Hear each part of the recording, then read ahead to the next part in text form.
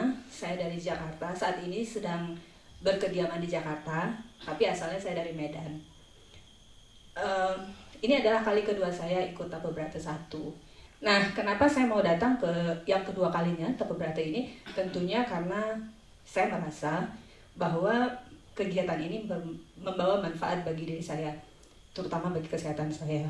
Nah, TB1 yang pertama itu saya berkesempatan tahun lalu, di awal tahun lalu di Rumah Lui di Gianyar. Kenapa saya bermeditasi? Sebenarnya ceritanya awalnya dari beberapa tahun yang lalu. Teman saya, ada sahabat baik saya, selalu menyarankan saya ikut meditasi. Kenapa dia menyarankan seperti itu? Karena dia kasihan lihat saya. Saya itu sakitnya sih sebenarnya sederhana, tapi menyebalkan. Jadi saya itu batuk yang udah belasan tahun. Which is batuk itu nggak tahu asal muasalnya dari mana, penyebab pastinya itu apa, seperti apa. Nah, kalau dilihat dari pengalaman kerja, saya itu sejak tamat kuliah itu kerja di perbankan 5 tahun, sekitar 6 tahun lah. Dan itu masih aman, saya nggak merasa ada gejala-gejala yang batuk, paru, jantung, apa segala macam, everything is okay. Kemudian karena suatu hal, saya berpindah ke industri pulp and paper di Riau. Di sana saya 10 tahun dan di situ saya sudah memulai merasa batuk. Dan perasaan saya waktu itu karena lingkungan kerja dengan pabrik, dengan perumahan itu ada di satu lokasi seperti kerajaan seperti itu, saya pikir wah ini pasti dari polusi pabrik pulp and paper itu gitu. Nah, sejak dari Riau itu saya rajin banget ke dokter, periksa. Tetapi apa yang terjadi? Dokter hanya kasih obat.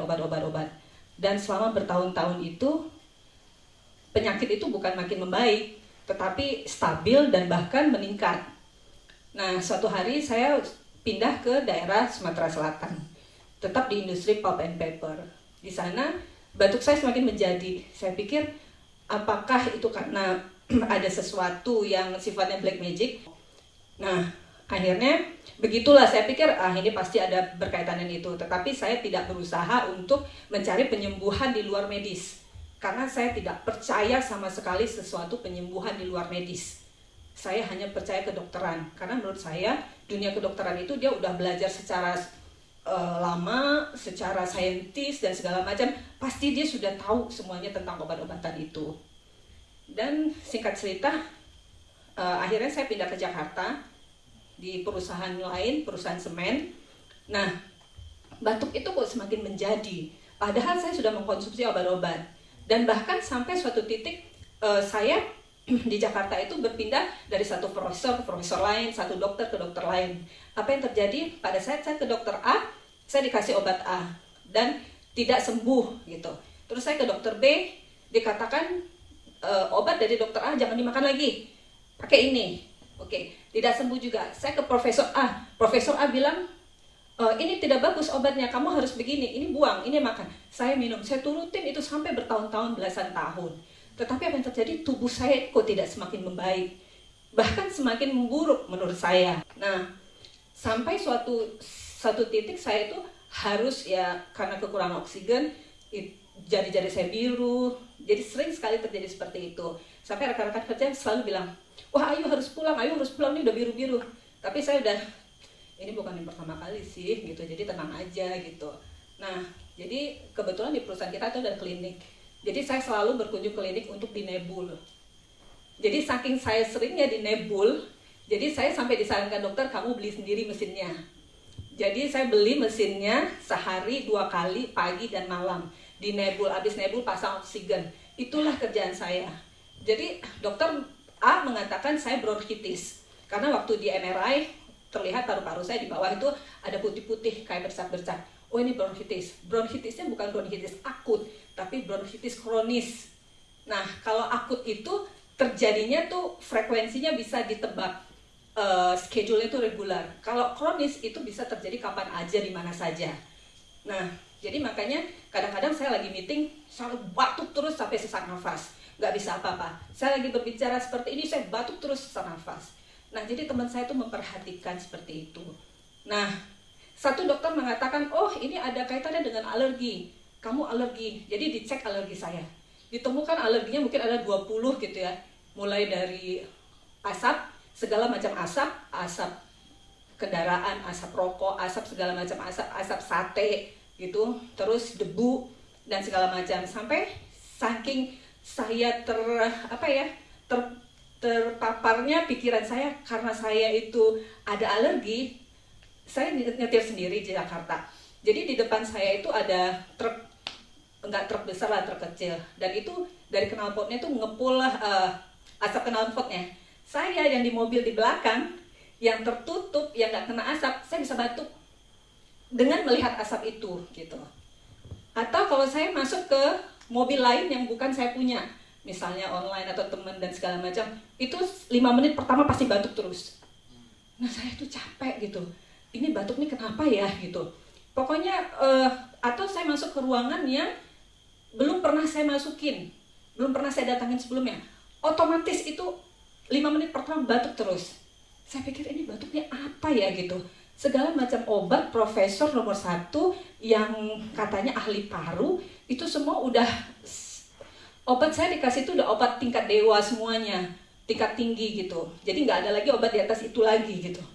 Sampai suatu saat teman saya bilang, kamu itu udah ke dokter profesor semuanya udah didatengin, dan hasilnya bertahun-tahun tidak semakin membaik. Cobalah meditasi gitu. Ada tuh suatu tempat di Bali, Pak Marta ada, Bali Usada. Coba kamu ke sana. Itu 2 tahun, 3 tahun saya nggak mau, karena saya nggak percaya pengobatan lain selain medis. Nah akhirnya tahun lalu entah kenapa hati saya tergetak gitu. Oke deh, aku berangkat. Tapi ingat ya, aku berangkat bukan gara-gara meditasinya. Aku berangkat karena aku pengen ketemu yang namanya Pak Marta Ade itu seperti apa. Secanggih apa Pak Marta Ade itu sehingga bisa mengubah pikiranku untuk bisa mengikuti meditasi ini. Oke, apapun alasannya berangkat, dia bilang gitu. Akhirnya saya berangkat. Hari pertama di rumah Lui Pak Marta belum ada. Saya udah mulai stres. Aduh, bener kan, ngapain 7 hari di sini diam-diam aja duduk, sedangkan dokter sudah dengan riset dengan apa aja nggak sembuh, apalagi ini duduk gitu. Hari kedua Pak Marta juga belum datang. Aduh, makin stres saya gitu. Tapi walaupun stres gitu, saya tetap melakukan kegiatan meditasi itu dengan sungguh-sungguh gitu. Nah, hari ketiga Pak Marta datang, dan itu udah mulai saya bisa merasakan akibat di tubuh saya gitu. Yang sebelumnya saya tuh insomnia berat. Jadi 1 hari itu saya hanya bisa tidur 2 jam atau 3 jam aja. Jadi kalau belum jam 2, jam 1 malam tuh belum bisa tidur. Jam 5 udah bangun lagi, harus kerja lagi gitu kan. Jadi tubuh saya ini udah segala macam. Akhirnya saya ikutin Tapa Brata itu 7 hari, selesai. Dan setelah selesai kita dapat PR 90 hari. Dan itu harus dilaporkan setiap hari. Jadi mau nggak mau harus melakukan gitu 90 hari itu. Dan lama-lama 90 hari itu menjadi kebutuhan. Akhirnya setelah 90 hari selesai, saya pergi ke dokter saya lagi. Nah setelah itu saya tanya sama dokter, dokter tolong dicek saya, kondisi saya sekarang seperti apa. Terus dokter bilang, ini ibaratnya kalau dulu paru-paru kamu ini diajak jalan aja nggak bisa. Sekarang udah bisa diajak lari. Kamu lakukan apa? Kata dokter. Saya diam, saya lakukan apa ya? Saya tetap minum obat dokter, dan oh iya dokter, saya meditasi. Saya melakukan meditasi intensif segini-gini. Saya ceritakan semua. Oke, kalau gitu lanjutkan meditasi. Itu penting. Terus obat saya gimana dokter? Karena saya setiap hari minum obat, jadi rasanya tanpa obat itu nggak enak badan ini. Oke, saya kasih, tapi dosis diturunkan. Nah, terus saya belajar, aktif lagi di meditasi, saya lakukan, dan saya juga mempelajari harmonizing energy, bagaimana mengatur energi dalam tubuh saya. Jadi sebenarnya itu saling komplementari ya, support one each other gitu. Nah saya lakukan dua-duanya. Setelah 3 bulan kemudian, saya kembali lagi cek ke dokter. Saya datang, dokter tolong dicek saya, sekarang kondisi saya seperti apa. Dokter bilang, sekarang saya sudah bisa dengar nafas kamu, dia bilang gitu. Emang dulu dokter nggak bisa dengar? Sulit sekali bagi saya untuk dengar nafas kamu, sangat halus, tipis sekali. Dan sekarang itu udah kasar, udah saya bisa dengar, dia bilang gitu. Oh, alhamdulillah berarti berhasil gitu. Kamu ngapain? Saya meditasi dan saya sedikit yoga gitu. Oke, lanjutkan kegiatan itu. Nah, kemudian karena memang terus percaya tidak percaya saya lakukan terus meditasi.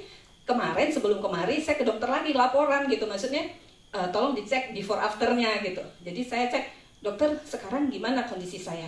Terus dokter bilang, sekarang sepertinya paru kamu sudah mulai bagus. Bagusnya gimana dokter? Suara di paru kamu itu sudah jelas.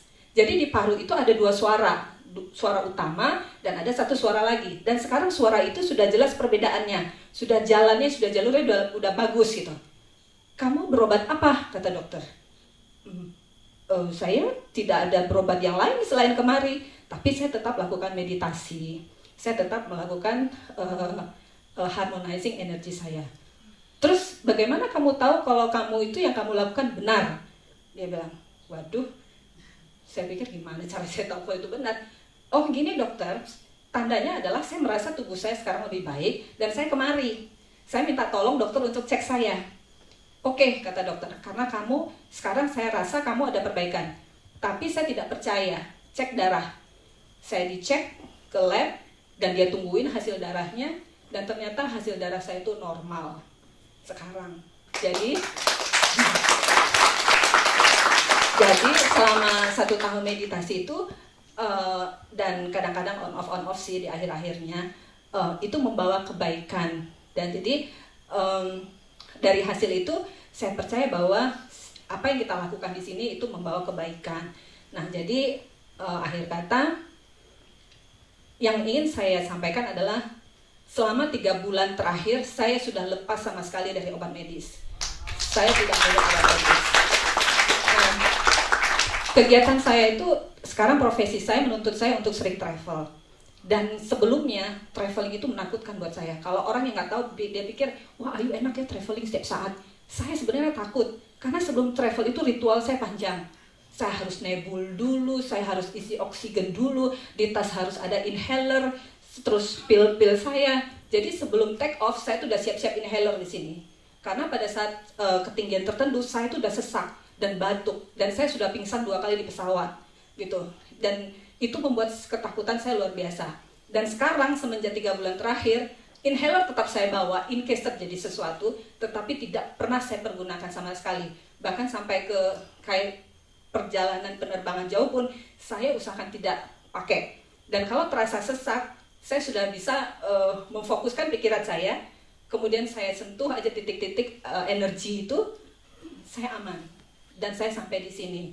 Jadi sebenarnya sekarang saya meyakini bahwa Tuhan itu tidak menciptakan atau tidak membiarkan kita begitu saja gitu. Pasti kita bisa menyembuhkan diri kita sendiri. Dan yang satu yang penting yang menjadi pesan saya adalah sebenarnya dokter terhebat itu ada diri kita sendiri. Banyak kita yakin. Terima kasih.